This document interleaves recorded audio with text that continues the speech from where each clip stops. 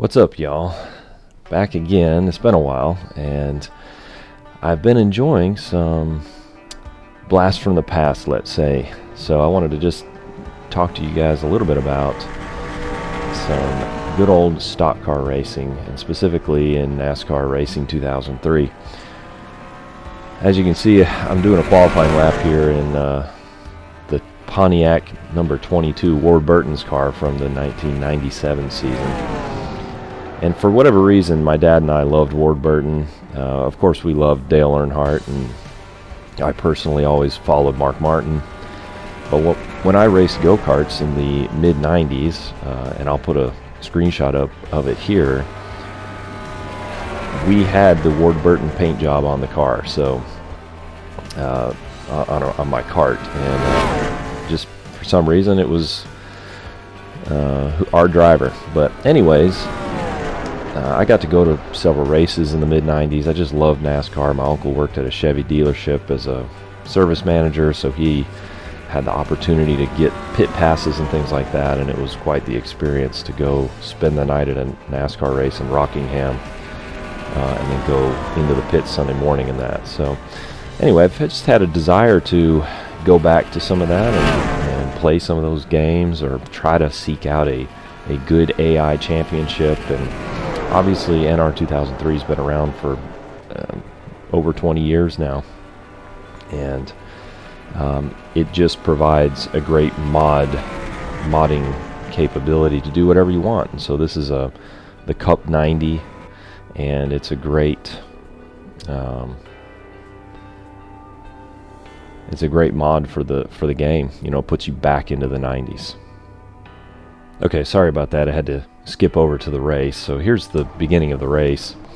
I had a 92 lap race here at Darlington, 25%, and I'll go into some of the details of the championship I'm putting together if you guys want. It takes a lot of work to modify this sim, but when you get it, it really is a great experience to play with AI. So here I am starting 10th after not a very good qualifying.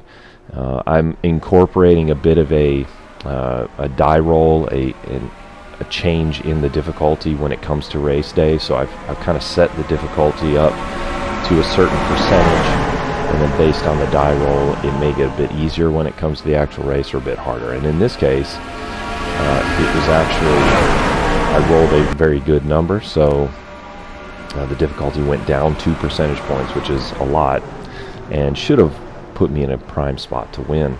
And you'll see as we skip through this just for a little bit that it does put me in a pretty good spot to win, but things don't always go to plan.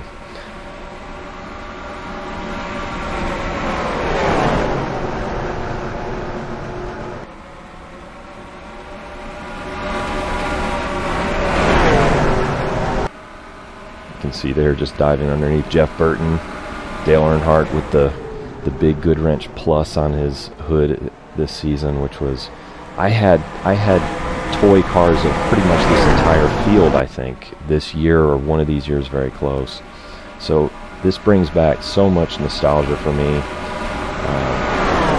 All these different cars. I was a huge fan of NASCAR at this time. I probably followed this season as close as any season of NASCAR I ever followed, and in fact, like many, when Earnhardt died, it definitely took us as a family, it took the wind out of our sails of following the sport. And so I continued to follow it for a few years afterwards, but eventually I kind of lost heart in it just over time. But there you can see dove underneath and almost put him into the wall there.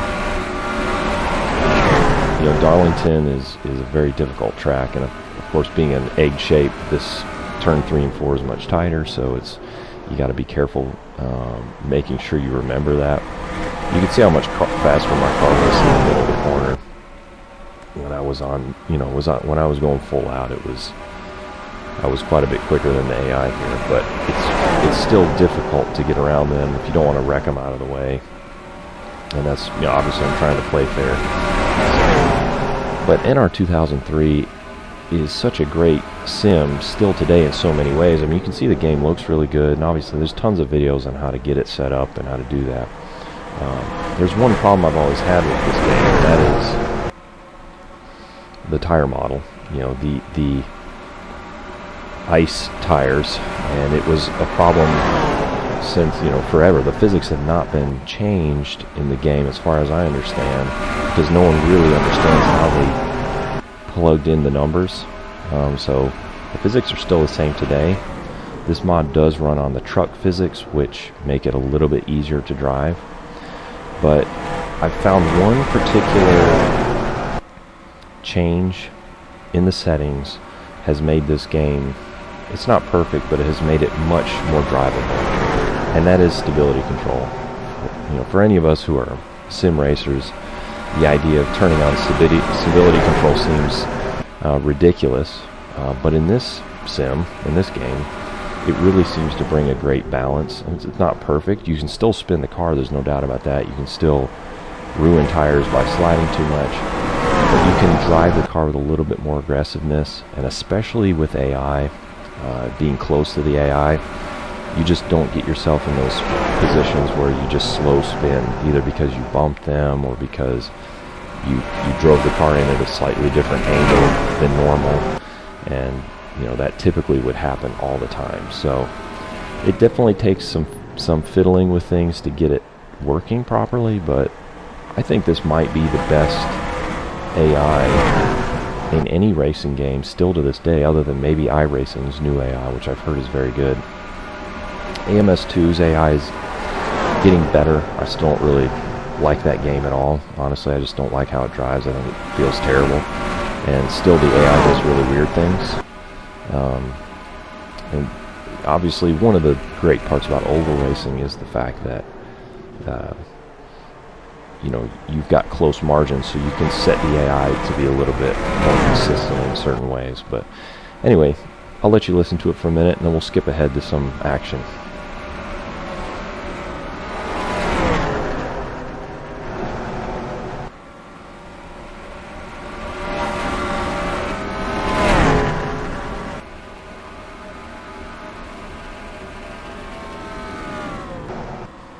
Alright, so here we're on lap 20, and you can see that I'm starting to make my way to the very front. There's Jeff Bodine in the lead in the number 7 QEC car. Of course, Jeff Gordon was dominant this season in '97, won the championship, won the most races, I'm pretty sure. He was hard to beat. Mark Martin was very good. And then, of course, Terry Labonte, Bobby Labonte, Dale Earnhardt. There were several others. Dale Jarrett was very good, so... But Jeff Bodine's leading the way, and I'm closing in on him pretty quickly here.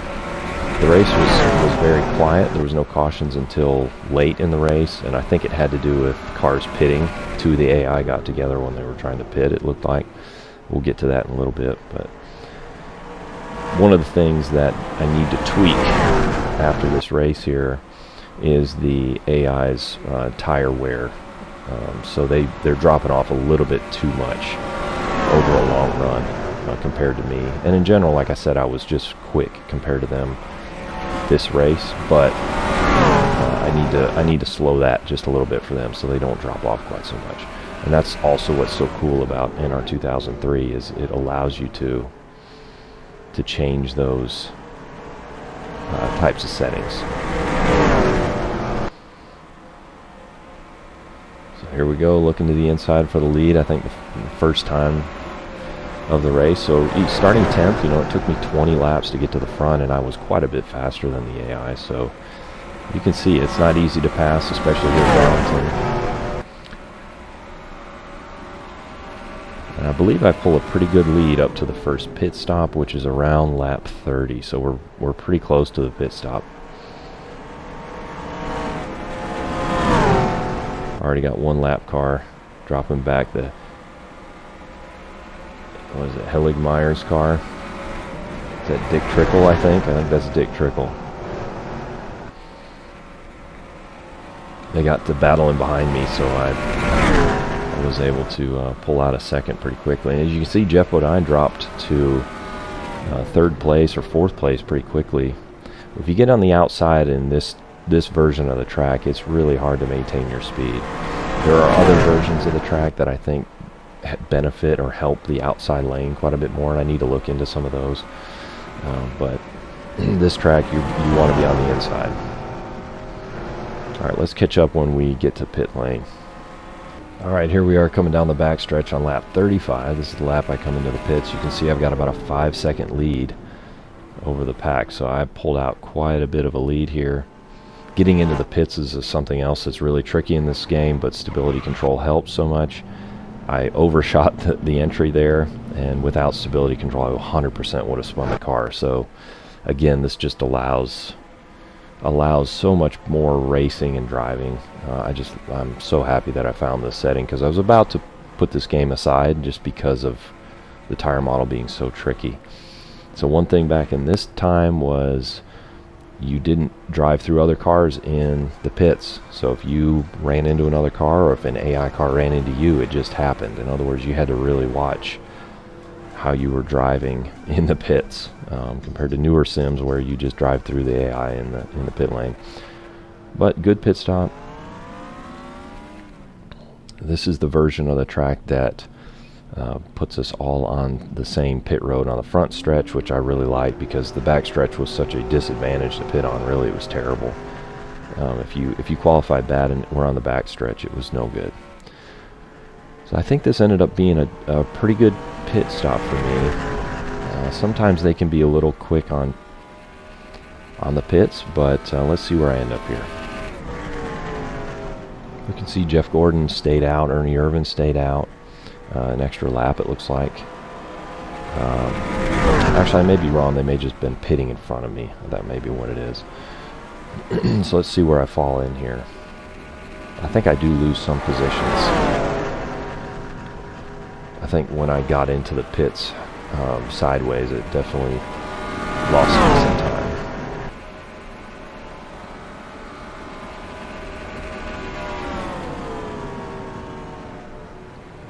That's Kenny Wallace in the 81 Square D car.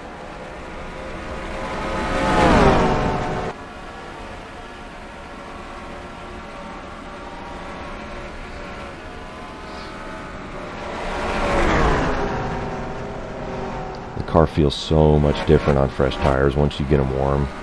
It's amazing how much bigger the car is. Darlington's known for some pretty high tire wear, so by the end of the run, you're like 2 seconds slower a lap, I think. Okay, nope, I am back into the lead. Took the ticker a minute to catch up on everybody, but yes, I'm back in the lead, and actually my lead stayed just about the same. I pulled out maybe a quarter of a second, so this is a good pit delta for everybody on the AI side.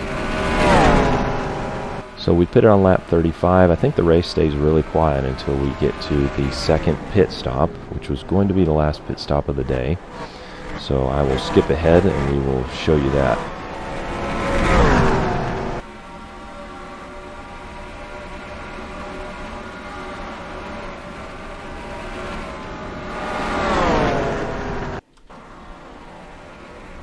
Alright, here we are starting lap 66. I've got a almost 10-second lead over the AI, so this has been a dominant performance. That's going to be pretty much a straightaway. I'm in front of them. The car is just on rails, and certainly with my adjustment to the difficulty based on my chance at the beginning of the race, I got a good benefit out of that. So this one. So it's looking good. I come into the pits actually early. Get the car slowed down a little bit better. Still a little hot coming in, but that's okay. So I decided to pit a bit early. I pitted like 4 laps before I needed to. There goes the Mark Martin, and then behind me in second place and beyond. So they're all pretty tightly packed together still. They're going past me now. I come in the pits.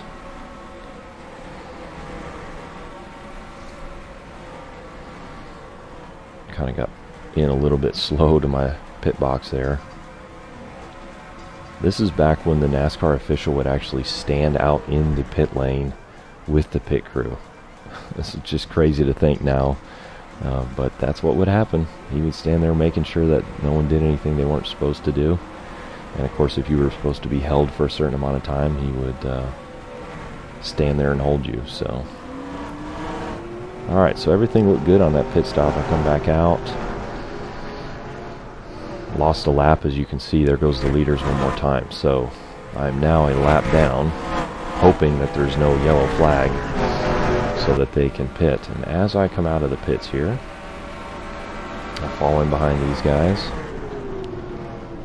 and they are on really old tires, so I am extremely held up by them and ready to get by them quickly because my car is so much faster on these fresh tires. Rusty Wallace pulls out to pass Robbie Gordon, and that's Morgan Shepherd, I think. No, Jeremy Mayfield in the 37. So I get by them. And then watch behind me. Watch the 37 car as he comes to the inside of Robbie Gordon. And then I think Robbie might be heading to the pits, I'm not sure. But on the entrance of the corner, he clips Jeremy Mayfield right there, and around goes Jeremy. And so the caution comes out. And there goes Robbie Gordon stuck into the wall up there. And so now I come around to take the yellow flag, and I'm not sure where I'm going to fall.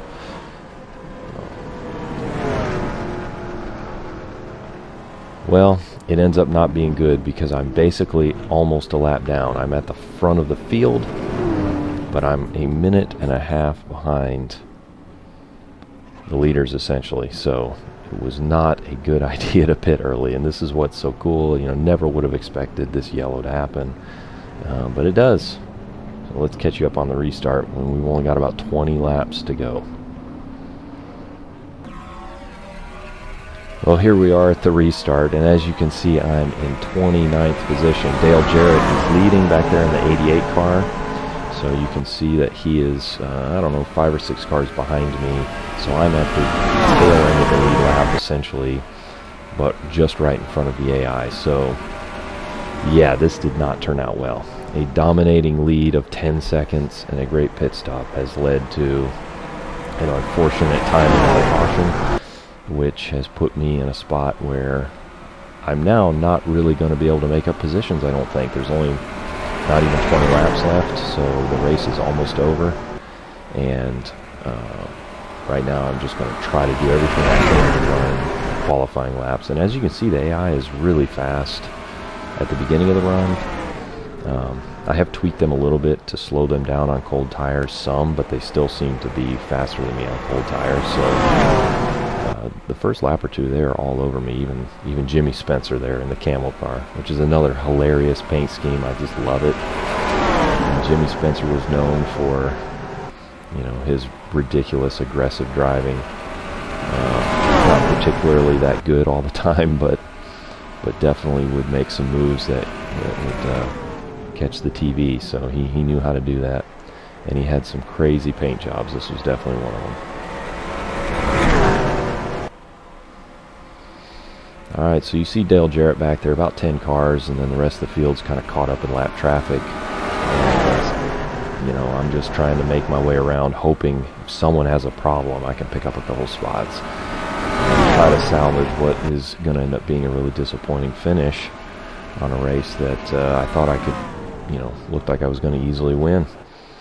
Alright, we're going to fast forward to the last few laps, and we'll show you the end. Alright, we got about, 6 laps left, and I'm still in 29th position, but I've got us put on pit lane 2 to watch. For some reason, some of the cars needed to pit, and in fact, quite a few of them ended up pitting. I don't understand why totally, because they pit under caution. Some of them may not have pit under caution, but I thought most all of them did. There I go, kind of out in front of the field, you know, pulling that lead out from, there's Dale Jarrett. So Dale Jarrett's behind me. But cars start pitting. There comes in Earnhardt and Labonte and Bobby and Mark Martin pitting. Jeff Bodine, Gordon, everybody's pitting. And I'm not really sure what happened. This is something I need to look into. But hey, I will take it. So I come around this last lap, and I'm in 23rd. And pretty soon, as you see, as the race goes, we'll go back here, I just start picking up position after position after position. So this is why you got to keep trying right to the end, because you never know. So we got 2 laps to go, and most everyone has made a pit stop.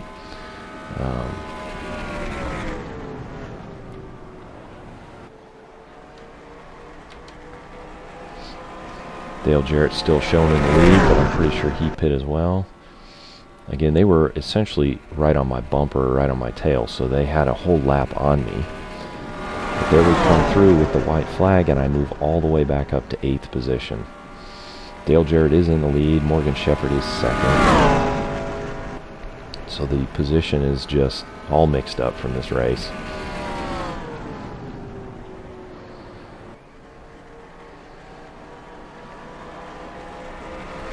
And so after all of that, after thinking I might win by a straightaway, and then after thinking I might finish 29th or worse, it looks like it could end up being a top 10. So I'm still driving the wheels off, just hoping maybe if someone has a problem on the last lap, I can pull something back. I can see them out in front of me, but they're a ways off. So yeah, so a really weird finish. Certainly, you know, some issue with them pitting that late. They didn't get enough fuel or something on their yellow flag pit stop, but in 8th place overall in the MBNA America Pontiac Grand Prix of Warburton number 22. As you can see, I mean, the racing was really fun. It's fun to drive this car, you know, drive this game even 20 years later. It feels really good. I mean, you know, in comparison to newer sims, you have to understand that you're going to have to set your steering rotation down a bit and drive the car a bit differently.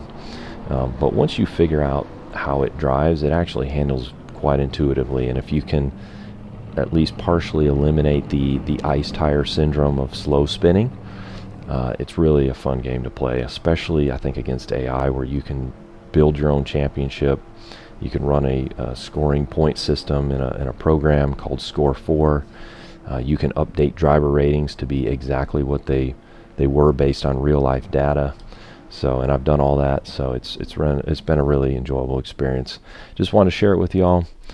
If you're at all interested in some oval stock car racing, I highly recommend going and checking out NASCAR Racing 2003. It's free. There's tons of mods, still mods being made today, and it's quite a bit of fun. If you're never tried an oval racing game and think that it's just easy or boring, it's really none of those things, and it provides great wheel-to-wheel action, and it's a bit mesmerizing when you get in the rhythm of driving an oval. So that's all for now. I'll talk to y'all later. Not sure when that will be or what that will be, but just trying to bring some sim racing enjoyment, and this is what's been hitting the spot for me lately. So until next time, guys, God bless.